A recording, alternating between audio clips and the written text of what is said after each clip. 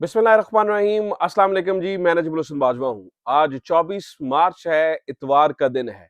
चीजें बदल रही हैं और चीजों को बदलना ही था।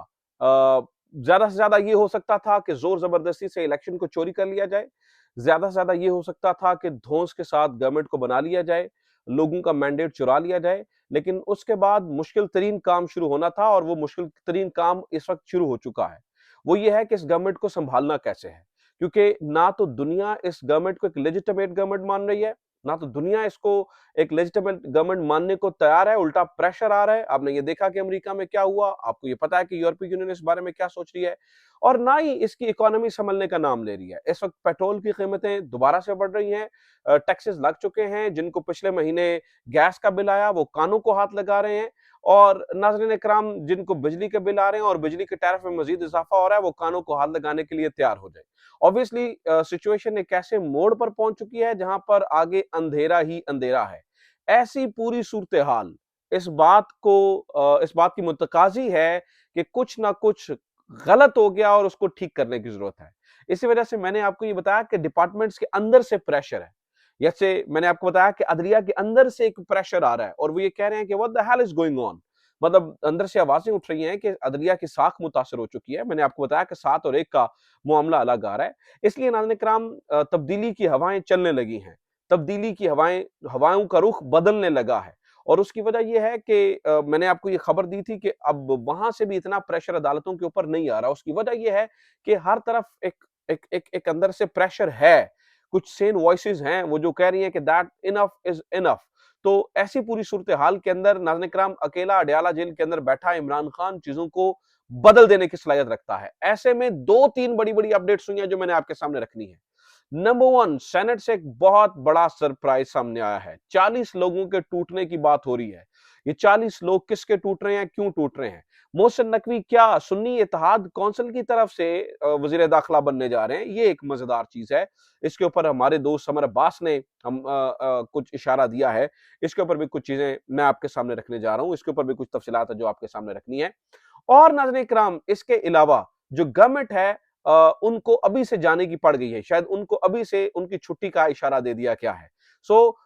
हवाएं किस तरह से बदल रही हैं? अकेला इमरान खान बैठा किस तरह से सारी चीजों को कंट्रोल कर रहा है? सेनेट के अंदर कौन सा सरप्राइज आ रहा है? कौन से 40 लोग टूट रहे हैं? और गवर्नमेंट को जाने का खतरा क्यों पड़ चुका है? कौन कौन से लोग हैं जो स्क्रीन पर आकर इस बात का ऐलान कर रहे हैं कि जी हाँ जी, हमारे गवर्नमेंट जाने वाली है? गवर्नमेंट के सीनियर लोग किस तरह से स्क्रीन के ऊपर आकर ये बता रहे हैं कि हमारी गवर्नमेंट जाने वाली है? इसके ऊपर कुछ चीजें मैंने तफसीलन आपके सामने रखनी है। उम्मीद और कोशिश करूंगा कि कम वक्त में ज्यादा चीजें आपके सामने रख सकूं। आगे बढ़ने से पहले दरखास्त यह है कि चैनल को सब्सक्राइब जरूर कर लीजिए। फेसबुक पे देख रहे हैं तो फेसबुक पेज पे फॉलो जरूर कर लीजिए। सबसे पहली सुनिए खबर जनाब।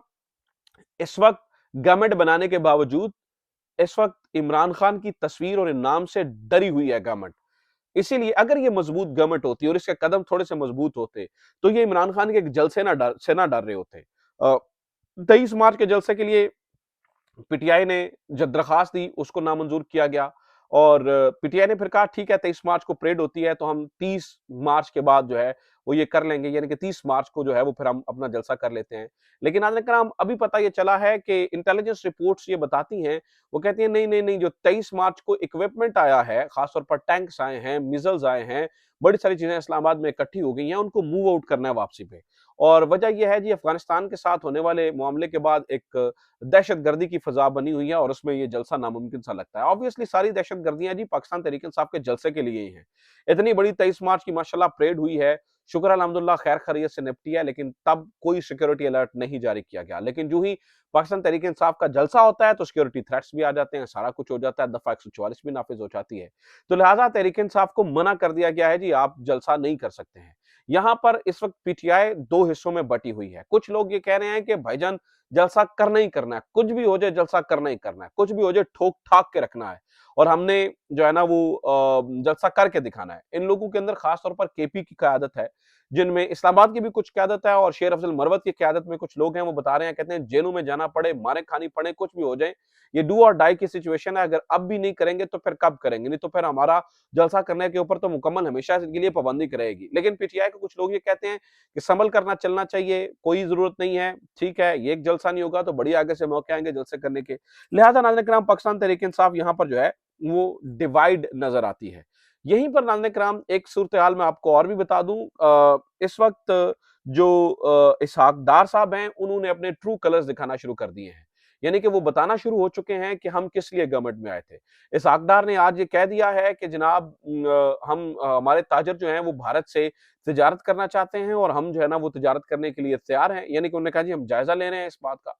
यानी कि एक तरफ भारत के अंदर इंतखाबात आ रहे हैं, वो पाकिस्तान के ऊपर चढ़ाई के मूड में है और हमारी गवर्नमेंट ये है कि हम जो है ना वो कश्मीर का स्टेटस उधर ही है, हर चीज़ उधर ही है और हम यहाँ पर नाज़रीन-ए-किराम क्या करने जा रहे हैं जी?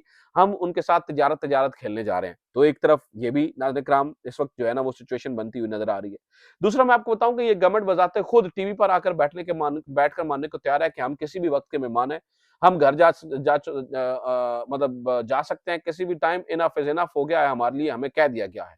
उसमें आज राना सनाउल्लाह साहब का कल की जो स्टेटमेंट है वो बहुत इंपॉर्टेंट है। राना साहब कहते हैं जी गवर्नमेंट की गारंटी है 2 बंदे, एक वज़ीर दाखिला और एक वज़ीर खजाना। हालाँकि ये दोनों बंदों के आने के ऊपर नवाज़ शरीफ साहब बड़े जो है ना वो गुस्से में आए, बड़ी उन्होंने जनाब दिखाया कि ये क्यों आउटसाइडर आ रहे हैं पीटीआई के अंदर। तो जो वज़ीर खजाना हैं और जो वज़ीर दाखिला हैं, मोहसिन नकवी पर और औरंगज़ेब साहब के ऊपर, दोनों पे गुस्सा है। लेकिन जो राना सनाउल्लाह साहब हैं, वो टीवी पे आकर ये बता रहे हैं कि ये दोनों हमारी गारंटियाँ हैं। यानी कि उन्हें भी पता है कि इन गारंटियों के बगैर गवर्नमेंट नहीं चल सकती और टीवी पर अल एलानिया करें यानी कि जमहूरियत की इससे बदतरीन शक्ल आपने क्या देखनी है। ऑब्वियसली जब आप मैंडेट चोरी करके आए हों, जब आपने वोट चोरी किए हों, तो आपके अंदर मोरालिटी रहती नहीं है। आपके अंदर वो मतलब वो विल पावर ही नहीं होती है कि आप जो है ना वो फैसले कर सकें और ये इस वक़्त हो रहा है। और वो टीवी पर बैठ के कहने को तैयार हैं कि जी हमारी गवर्नमेंट तो चलाई जा रही है। जबकि हकीकत ये है कि शहबाज शरीफ साहब एक सेक्शन अफसर तक तब्दील नहीं कर सकते हैं। सारी की सारी पावर्स ले ली गई हैं। सारी की सारी पावर्स जो है वो शहबाज शरीफ साहब से वापस हो गई हैं और लिहाज़ा इस वक़्त वो बिल्कुल मुकम्मल आप समझें कि एक टगे टेंड के वज़ीर-ए-आज़म हैं, इसके अलावा उनकी कोई पोज़ीशन नहीं है। मैं दूसरा आपको ये भी बता दूँ नाज़रीन-ए-किराम कि फॉर्म 40-45 के बाद यानी कि 45-47 के बाद अब एमपीएस 40 का मामला चल चुका है। वो क्या है? सेनेट के अंदर से एक सरप्राइज़ आ रहा है। पता ये चला है कि पीटीआई के 40 एमपीएस को तोड़ा जा चुका है। इसका दावा किया है शेर अफजल मरवत ने। हालाँकि हमाद अज़हर साहब ने इसको नेगेट किया है, लेकिन ये बात तो जो अपोज़िशन लीडर हैं मलिक अहमद भच्चर साहब वो भी कह चुके हैं जी 20 लोग हमारे तोड़े जा चुके हैं। यानी कि नाज़रीन-ए-किराम इस वक़्त एक सेनेट की सीट जो है वो पाकिस्तान तहरीक-ए-इंसाफ से जा सकती है और हो सकता है पाकिस्तान तहरीक-ए-इंसाफ यानी कि सुन्नी इत्तेहाद काउंसिल के वोटों के ऊपर मोहसिन नकवी साहब जो है वो आपके सेनेटर बन जाएँ। यानी कि कितनी अजीब बात है, कितनी हैरानगी की बात है और कितनी जो है ना वो वियर्ड बात है, लेकिन कोई भी इसको मानने को तैयार नहीं बैठा है। पंजाब के अंदर जो कुछ हो रहा है कोई बड़ी हिकमत अमली नहीं है। एक मियां असलम इकबाल था, उसे मरियम नवाज साहब देखने नहीं आना चाहती, तो पंजाब के अंदर कोई बड़ी चीजें हो नहीं रही हैं।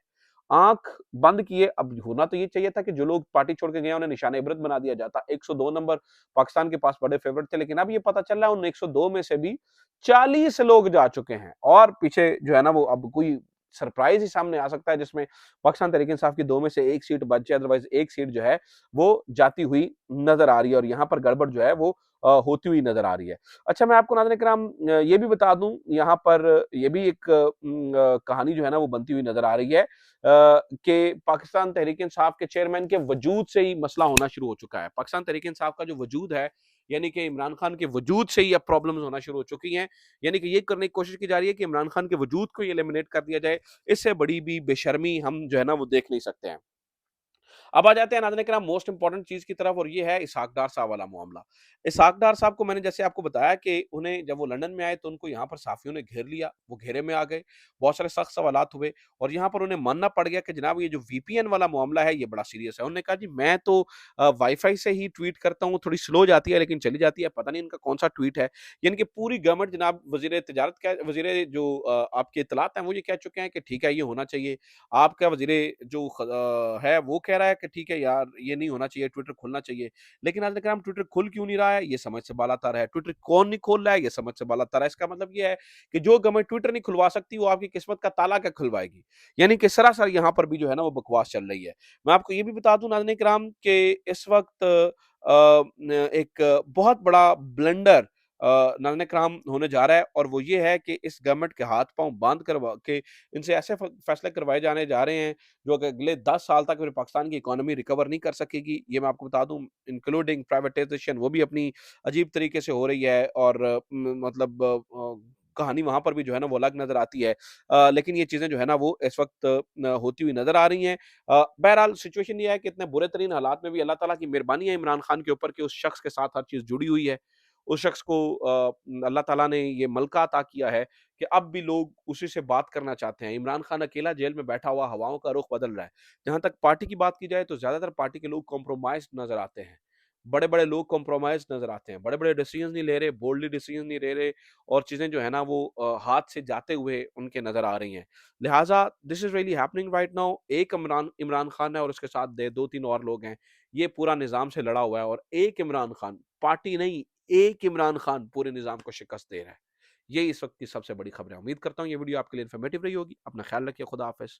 पाकिस्तान ज़िंदाबाद। और आखिरी आखिरी बात, सऊदी शहज़ादे वाली बात मैं नाज़रीन इकराम भूल गया क्योंकि फिर वो बहुत सारे लोग एतराज़ करेंगे कि सऊदी शहज़ादे वाले मामलात आपने लिखे थे। सऊदी शहज़ादा नाज़रीन इकराम एक बहुत इंपॉर्टेंट विज़िट करके गया है। बहुत सारे लोगों का मानना है कि उसने पॉलिटिकल रिकन्सिलिएशन के ऊपर बहुत सारी जो है ना वो किरदार निभाने की कोशिश की है। मोहम्मद बिन सलमान का ख़ास पैगाम भी पहुँचाया है, बहुत अहम मुलाकातें भी की हैं और मोहम्मद बिन सलमान का ये छोटा भाई है Khalid bin Salman, if I am not wrong, ये वज़ीर दिफ़ा भी है। तो ये एक बड़ा इनकी मुलाकातें बड़ी ही पॉज़िटिवली देखी जा रही हैं। इन्वेस्टमेंट के लिए भी और ख़ास तौर पर भी पॉलिटिकल रिकन्सिलिएशन के भी लिए भी चीज़ें काफ़ी सारी जो है ना वो जो पैगाम आया है, इसमें काफ़ी उम्मीद जो है वो बसता है। तो ये अब तक की खबरें, अपना ख़्याल रखिए, खुदा हाफ़िज़, पाकिस्तान ज़िंदाबाद।